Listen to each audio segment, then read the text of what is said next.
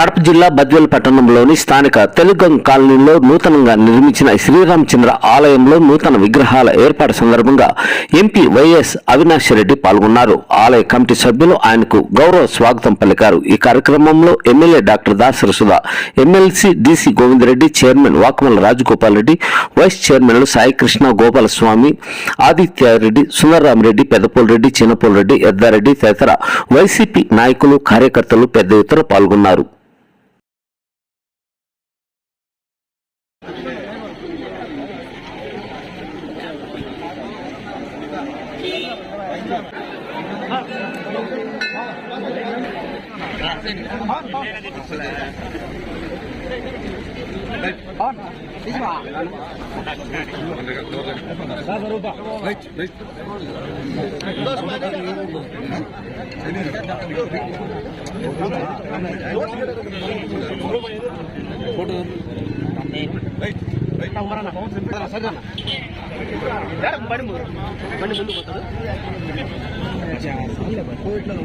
ఏం లేదు తలకాయ తింటాడు.